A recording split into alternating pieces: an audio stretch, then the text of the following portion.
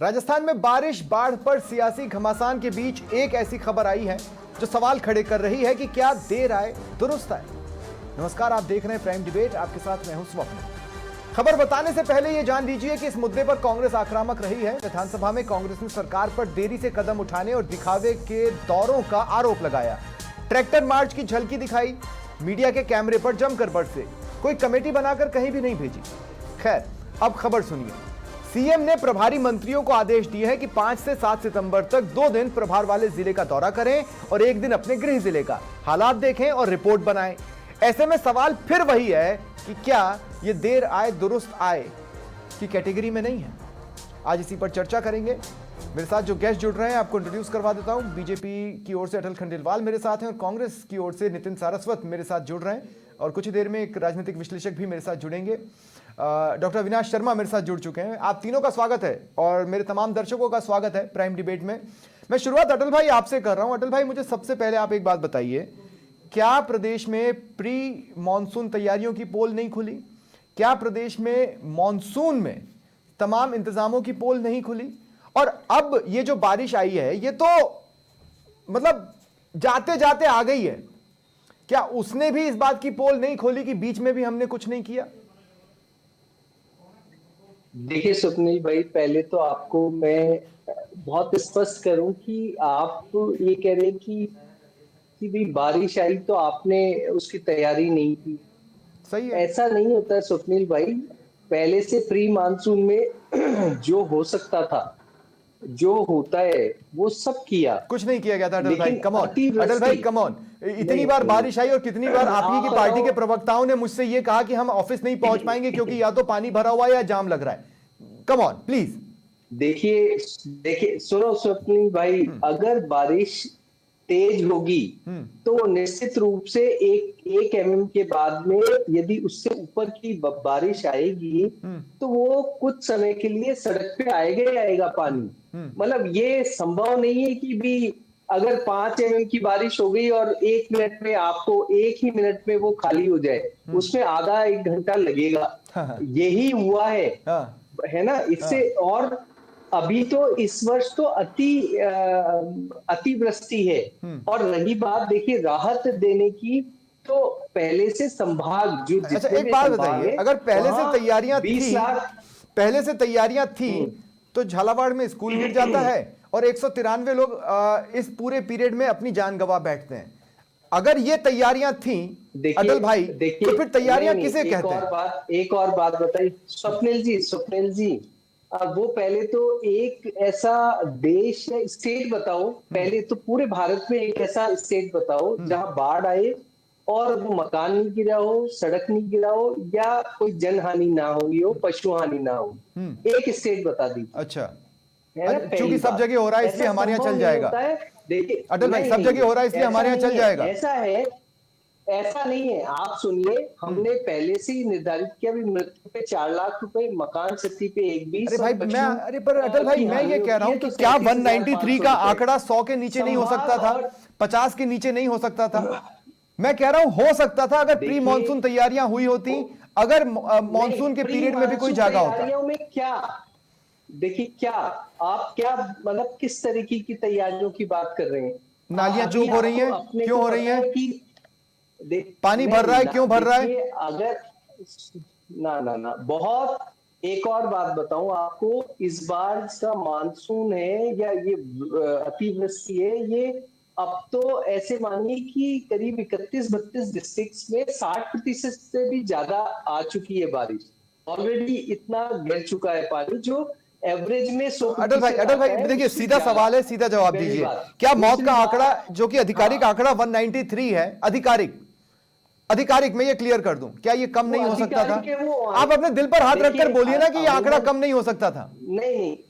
नहीं, देखिए आज एक और बात है स्वप्निल भाई, किसी भी चीज को यदि आप देखने के बाद में मेरे से पूछ रहे कि भाई कम नहीं हो सकता था, मैं अवश्य कहूंगा हो सकता था। फिर लेकिन इससे पहले क्या आप पहले से कैसे डिसाइड करोगे? सपोज तो अब अच्छा ठीक है, तो अटल भाई चलिए, हम पहले से नहीं डिसाइड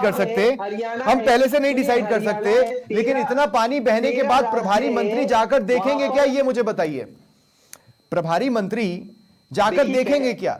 हाँ, देखिए अभी प्रभारी मंत्री, इसलिए मैं बोल रहा हूं कि आज की स्थिति में जो 14 जिलों के 14 प्रखंडों में 577 पंचायतों पे फसल खराबा के मुआवजा दिया जा चुका है। अब प्रभारी मंत्री हैं, उनको ये कहा गया है कि वो जाए, अधिकारियों से बात करें और वहां समीक्षा करें कि कितना नुकसान ये हुआ जरूरत है क्यों और पड़ी किस अटल भाई? तरीके की ये जरूरत क्षति क्यों हुई है। पड़ी? क्या इस जरूरत के पीछे कारण ये नहीं है कि कलेक्टर आपको सच्चाई नहीं बता रहे, जिला प्रशासन आपको सच्चाई नहीं बता रहा, आम लोगों की बात आप तक पहुंच नहीं रही है, पटवारी सही से गिरदावरी नहीं कर रहे हैं?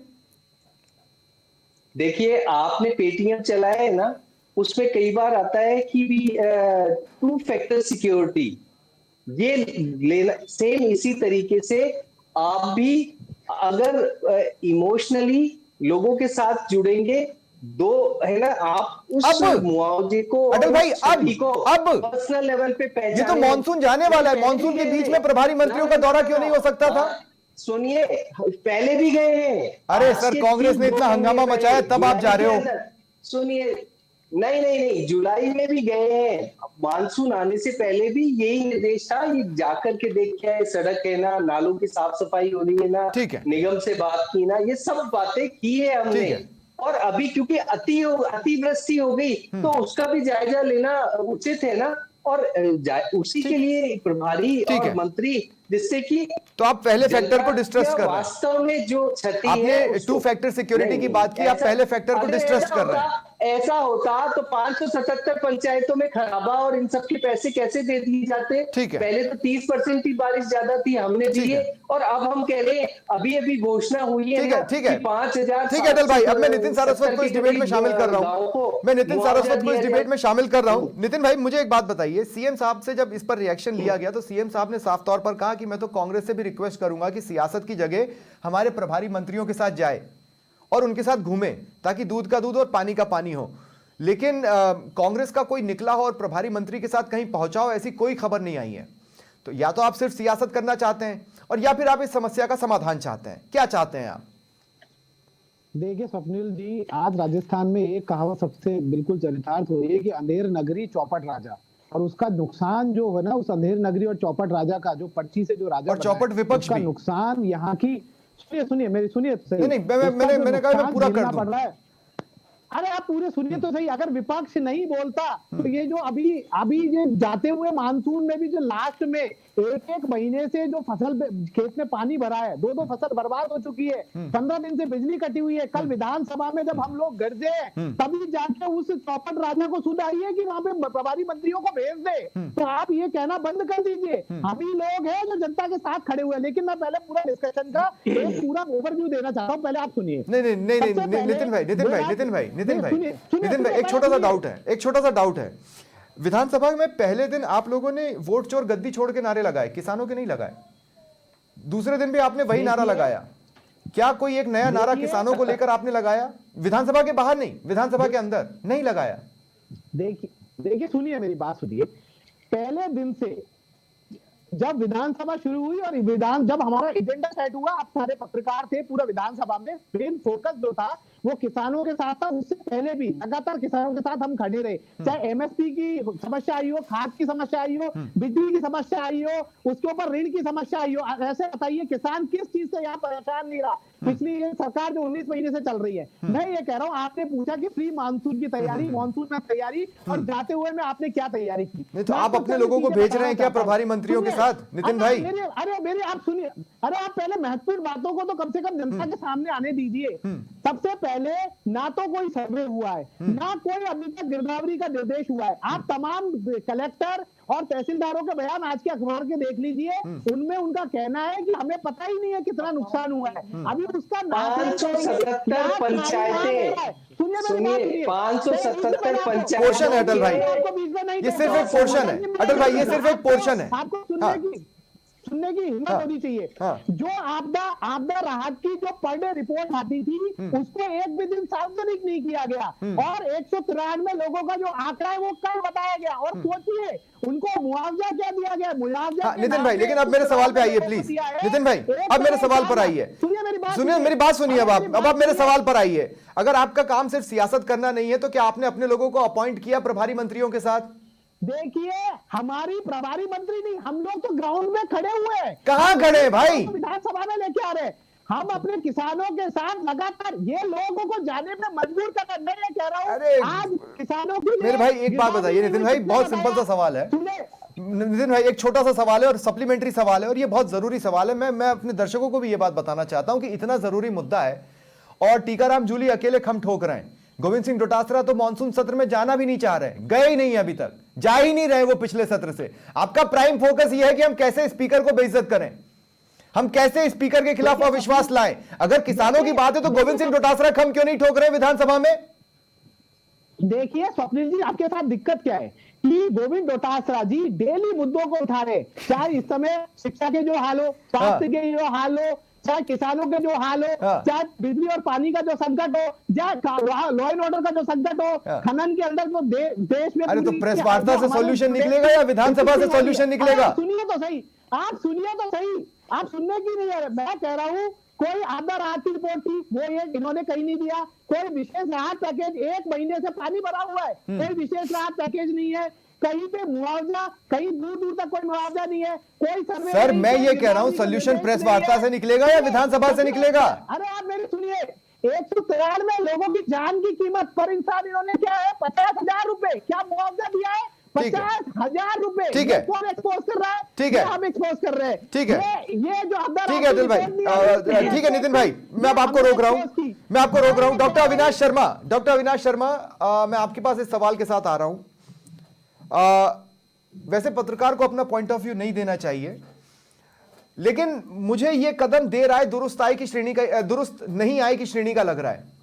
आपका अपना विश्लेषण क्या कहता है? क्या यह देर आए दुरुस्त आए है या देर आए दुरुस्त आए नहीं है? देखिए स्वप्निल जी, मैं आपको और जो भी पैनलिस्ट भारतीय जनता पार्टी के हो चाहे कांग्रेस के हो, उनको और प्रदेश की जनता को एक बात बताना चाहता हूँ। मुझे एक बहुत खूबसूरत सी शायरी याद आ रही है कि जब अशोक गहलोत जी का शासनकाल 2003 में जब आया था, तब एक बहुत खूबसूरत सी शायरी है, सूखे से तरसे थे बंजर जमी की छोर, आज बढ़ती है ऐसी की जीवन का है एक छोर, हरतू बिखरी है हरियाली खिल उठे हैं फूल, जैसे अकाल से निकलकर आ गई हो आज बहार। पहली बात, अशोक गहलोत साहब जब आए थे, कांग्रेस की सरकार आई थी जब अकाल था 2003 में, उसके बाद 2008 में भी कुछ ऐसे ही हालात राजस्थान के रहे हैं। लेकिन ये बात आपकी बिल्कुल ठीक है कि इस वर्ष जो आईएमडी का जो आंकड़ा कहता है, आईएमडी का आंकड़ा ये कहता है कि यस, इस बार सबसे अधिक बारिश हुई है, और ये राजस्थान में नहीं हुई, ये पूरे ओवरऑल इंडिया में हुई है। उत्तर में, जम्मू कश्मीर में, उत्तरांचल में, आपके हिमाचल में। पर अविनाश भाई, हर जगह के मौसम विभाग ने इस परिस्थितियों का पहले ही आकलन कर लिया था और पूर्वानुमान जाहिर कर दिया था। तो जो राजस्थान में हुआ है उसका पूर्वानुमान नहीं था, ऐसा नहीं है, पूर्वानुमान था। स्वप्निल जी, मैं आपकी बात से सहमत हूँ, हाँ। क्योंकि हम राजस्थान वासी हैं, जहाँ जब भी हम बाहर जाते हैं तो एक नाम दिया जाता है कि राजस्थान जहाँ सूखा पड़ता है, जहाँ अकाल पड़ता है, जहाँ रेगिस्तान हो।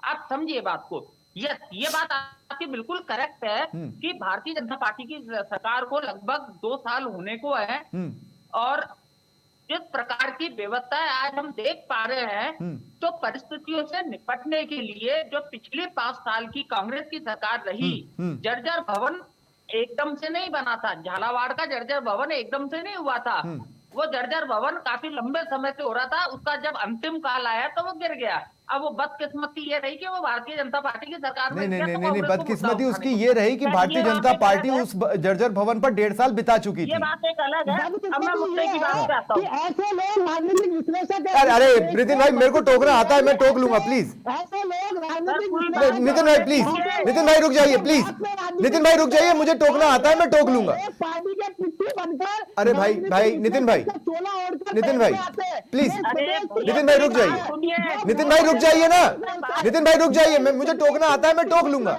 और डॉक्टर अविनाश शर्मा, मैं आपको एक बात क्लियर कर दूं कि वो जिस जर्जर भवन की हम बात कर रहे हैं, वो जर्जर भवन 1.5 साल भी इसी शासनकाल में बिताया है, जिस पर नजर पड़नी चाहिए थी, उन रिपोर्ट्स पर नजर पड़नी चाहिए थी, नहीं पड़ी। क्या 193 मौतों को जस्टिफाई किया जा सकता है? स्वप्निल जी, अब मैं मेरी बात रखूं, हाँ, मैं आपकी बात से सहमत हूँ, बिल्कुल मैं आपकी बात से सहमत हूँ। वो जर्जर भवन 1.5 साल से जो भी है। अब मैं बात करता हूँ अब ये फसल खराब और इस चीज को लेकर के, जिस प्रकार से कांग्रेस के जो लोग हैं, जहां तक मैं कांग्रेस को भी बहुत अच्छे से समझता हूँ और भारतीय जनता पार्टी को भी बहुत अच्छे से जानता हूँ, जिस प्रकार से कांग्रेस, अगर कांग्रेस वाकई में राजस्थान की जनता के लिए कुछ अगर सोच रही होती तो ये विधानसभा में एटलीस्ट पहले दिन इस प्रकार के वोट चोर, गद्दी चोर, ये राजनीति नहीं करती, किसानों की बात करती। पहले करती। इन्होंने राजस्थान की विधानसभा, हाँ करेक्ट, इन्होंने राजस्थान की विधानसभा में ही नहीं, तब केंद्र के अंदर संसद में, स्वप्निल जी, जब केंद्र में और संसद के अंदर कानून और किसानों की बात हुई, बार बार माननीय कृषि मंत्री नितिन भाई मैं आऊंगा, रुक जाइए, कह रहे थे भैया किसानों की बात हो रही है, किसानों की बात हो रही है, आज सुन लीजिए, किसानों पे बात हो रही है, पर इन्होंने किसानों को दरकरार कर दिया। ठीक है, राजनीति करने के लिए इनको सारी चीजें मिल जाती है। ठीक है, तो मैं कांग्रेस के लोगों से तो मेरा इतना ही आह्वान है, और राजस्थान की जनता जानती है कांग्रेस का चाल, चेहरा और चरित्र। ठीक है अविनाश जी, मैं आगे आपके पास आऊंगा। मैं एक शॉर्ट रिबटल का मौका नितिन भाई आपको दे रहा हूं, फिर मैं अटल खंडेलवाल के पास जाऊंगा। 10 सेकंड में आपको दे रहा हूं, आप रिबटल चाहते हैं इसलिए।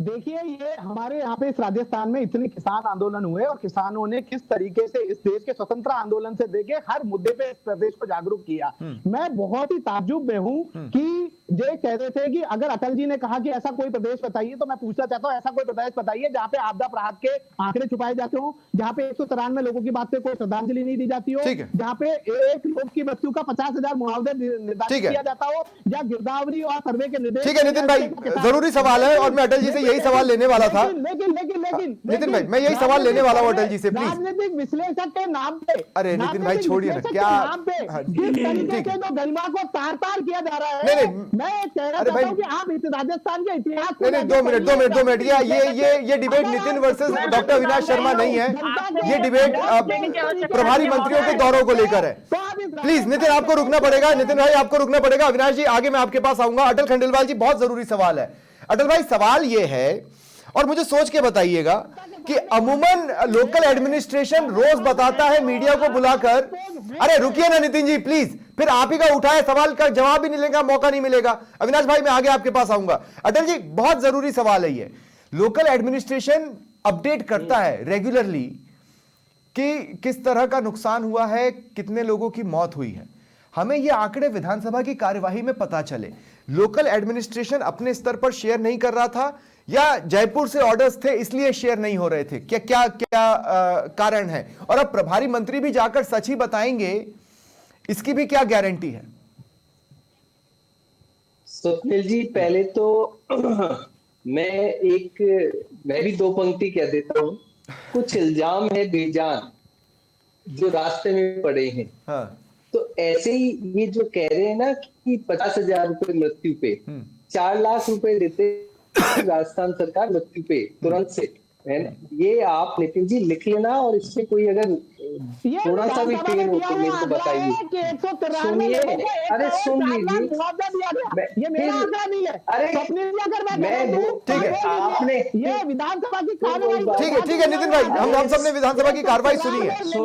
नितिन भाई 2 मिनट रुक जाइए प्लीज, इस तरीके से मत कीजिए। अटल भाई सवाल ये नहीं है, अटल भाई सवाल ये नहीं है, और दूसरी सवाल ये है कि आंकड़े विधानसभा में ही क्यों दिए गए, लोकल लेवल पर शेयर क्यों नहीं किए गए? इसलिए तो नहीं कि ओरिजिनल आंकड़ों को छिपाया जा रहा था और उसके लिए समय चाहिए था। नहीं, सुनिए मेरी बात। आप स्वप्निल जी, हमेशा जो आंकड़े हैं वो जितने भी एडमिनिस्ट्रेटिव है, जो कि इसके अंदर है कि भी ये एनडीआरएफ की, एसडीआरएफ की टीम है, एनडीआरएफ की टीम है, जो वहां कलेक्टर है, संभागीय आयुक्त है, इन सबके साथ सारे आंकड़े इनको पता है और सब एक्यूमुलेट होते हैं और फिर जाकर के मुख्यालय पे आते हैं। मतलब एक तरीका होता है सर, लोकल लेवल पर पहले पता चलता था। मुझे बहुत अच्छे से याद है कि 2023 तक हमें रोज की चीजें मिल जाती थी। ऐसे प्लेटफॉर्म्स थे जहां पर हम उनसे अपडेट हो जाते थे। आप सुनिए, देखिए स्वप्निल जी, हर चीज का एक समय होता है। जैसे आपको बता दूं कि अभी आया कि 143 गांव के 70,366 किसानों को 239 करोड़ रुपए आपदा कोष से दिए गए रबी की फसल खराब होने के लिए। तो आ गया ना आंकड़ा। एक्चुअली हर चीज का जो समय होता है उसी समय के औचित्य पर सवाल उठे हैं कि क्या प्रभारी मंत्रियों के दौरों पर निकलने का ये सही समय है? देखिए मैं यही बोल रहा हूँ स्वप्निल जी, जब समय आता है तो सारे आंकड़े भी दिए जाते हैं। मैं बोल तो रहा हूँ कि हमारी सारी टीमें संभागीय स्तर पर भी, जिला स्तर पर भी, जो आपदा प्रबंधन के लिए पैसे देना है, कोष देना है, वो संभागीय स्तर। ठीक है, तो मुझे नितिन भाई एक बात बताइए कि आप अपने स्तर पर कोई रिसर्च नहीं कर रहे हैं, क्योंकि सरकार के आंकड़ों का जवाब देने के लिए आपके पास आपकी कोई काउंटर रिसर्च नहीं है। अटल भाई 2 मिनट, ये भी एक जरूरी सवाल है। विपक्ष के पास कोई काउंटर रिसर्च नहीं है, आपके पास एक रिसर्च है। आपने एक आधिकारिक आंकड़ा बता दिया कि साहब ये है, ये है, ये है, ये है। उसको क्रॉस करने के लिए कोई रिसर्च बेस, मतलब विपक्ष के अपने भी रिसर्च के सोर्सेज होते हैं, वैसी कोई आंकड़े लेकर कांग्रेस आई नहीं है नितिन भाई। देखिए मैं स्वप्निल जी आपको एक बहुत महत्वपूर्ण बात बताना चाहता हूं। सबसे पहले उन्होंने कहा कि आंकड़े धीरे धीरे चल के आते हैं, तो मुझे नहीं लगता कि आंकड़े कहीं चलते हुए मैंने देखे हैं। आजकल डिजिटल युग है और पर डे रिपोर्ट आती है और वो पर डे ऊपर तक भी आती है। ये हम लोग प्रशासन में रहे, आपने भी बहुत करीब से देखा है। तो पहली बात तो ये फैक्चुअली इनकरेक्ट है। दूसरा, इन्होंने बोला कि महोदय हमने ये दिया वो दिया। मैं ये कह रहा हूं कि आज ही मुख्यमंत्री ने बोला है कि हमारे पास पैसा पड़ा हुआ है, हम करेंगे। नितिन भाई, लेकिन आपके पास काउंटर डेटा कहां है? मेरा सवाल तो यह है कि विपक्ष कोई काउंटर डेटा क्यों नहीं डेवलप कर पाया? या तो भाजपा के प्रवक्ता के पास आंकड़े सही है, या तो मुख्यमंत्री। अरे तो आपके पास काउंटर डेटा कहां है? या तो मुख्यमंत्री। नितिन भाई, आपके पास काउंटर डेटा कहां है? सिंपल सा तो सवाल है, आपके पास भी तो एक काउंटर डेटा होना चाहिए ना। क्यों नहीं है आपके पास कोई काउंटर डेटा? स्वप्निल जी सुनिए। अटल भाई 2 सेकंड, ये जरूरी सवाल है कि विपक्ष के पास कोई काउंटर डेटा क्यों नहीं है? पंचायतों की फसल खराबे की निर्धारित अटल भाई 8,500 से लेकर ठीक है, 22,500 अटल भाई हेक्टेयर दी गई। ठीक है अटल भाई, ठीक है, मैं आपके डेटा को एक्सेप्ट कर रहा हूं। मैं सिर्फ ये जानना चाहता हूं कि विपक्ष के पास काउंटर डेटा क्यों नहीं है, यही तो मेरा सवाल है नितिन भाई। इसलिए नहीं है। अरे वो तो नितिन जी बताएंगे ना। कि विपक्ष के, अरे अटल भाई रुकिए ना प्लीज, नितिन जी का टाइम है। नहीं कर रहे, वो आरोपों की राजनीति कर रहे हैं। अटल भाई प्लीज, नितिन जी का टाइम है। नितिन जी को, मैं नितिन जी को ये टाइम दे रहा हूं, नितिन जी को बोलना है। नितिन जी, काउंटर डेटा क्यों नहीं है? हाँ चलिए। देखिए विपक्ष के पास बिल्कुल आंकड़े, बिल्कुल विपक्ष ने आज हमारे विधानसभा नेता प्रतिपक्ष में क्या बोला। अच्छा बताइए नितिन जी, कितनी पंचायतों को राहत दे चुके? 15 दिन। अटल भाई प्लीज, आप सुनिए, आप आपदा राहत मंत्री के आज के पेपर में हालात देख लीजिए, उनके हिस्से में क्या है। आज मुख्यमंत्री के किस तरीके के पोस्टर लगे हुए हैं, मुख्यमंत्री की विधानसभा के क्या हाल है, गोटवाड़ा विधानसभा में मंत्री के किस तरीके के पोस्टर। ठीक है नितिन भाई, अब मैं आपको रोक रहा हूं। हाँ नितिन भाई, अब मैं आपको रोक रहा हूं। Doctor Avinash Sharma, closing comment में इस बात पर लेना चाहता हूं कि जो चीज देखने प्रभारी मंत्री जाएंगे वो तो लोकल एडमिनिस्ट्रेशन को एज इट इज पहले ही दे देनी चाहिए। अब प्रभारी मंत्री जाके देख क्या लेंगे, कर क्या लेंगे और उससे का हासिल क्या होगा? Avinash Sharma, specific question please be on point. देखिए स्वप्निल जी, आपके माध्यम से मैं राजस्थान की जनता को ये जरूर बताना चाहूंगा, निश्चित तौर पर जिस प्रकार से माननीय मुख्यमंत्री जी ने जो प्रभारी मंत्रियों को अपने अपने जिलों में 2 दिन बिताने के लिए भेजा है, मैं ये बात जरूर कहना चाहूंगा कि यस, इसकी रिपोर्ट बहुत पहले आ चुकी थी मुख्यमंत्री कार्यालय को और आनी भी चाहिए। लेकिन अभी भी अगर उन्होंने कोई ये फैसला लिया है तो ये एक राजस्थान की जनता की भलाई के लिए एक बहुत बढ़िया फैसला है। ठीक है। और इस बात के लिए कांग्रेस के लिए मैं इतना जरूर कहूंगा कि कांग्रेस अगर यही सारी बातें, अभी विधानसभा का सत्र चल रहा है तो विधानसभा में जवाब क्यों नहीं मांगती है? नहीं, विधानसभा में किया, इन्होंने विधानसभा में किया। ये जो आंकड़ा 193 का आया, ये उसी सवालों पर आया है, कांग्रेस के एफर्ट से ही आया है और इसीलिए चौंकाने वाली बात है। और मुझे इस बात का डाउट है कि शायद कांग्रेस की प्रदर्शन की वजह से ही ये प्रभारी मंत्रियों के दौरे पड़े हैं। अविनाश भाई तो किसानों की बात तो आपको उठाना चाहिए कांग्रेस का Correct. प्रवक्ता। ठीक है। कांग्रेस, अरे आप ठीक है, देखिए नहीं ठीक है, फिर हम डिरेल होने लगे हैं और मैं अपनी डिबेट को डिरेल नहीं होने दूंगा। वैसे मेरे पास समय भी खत्म हो चुका है। बहुत बहुत शुक्रिया आप तीनों का और मेरे तमाम दर्शकों का मेरे साथ जुड़ने के लिए। फिलहाल इतना ही, नमस्कार।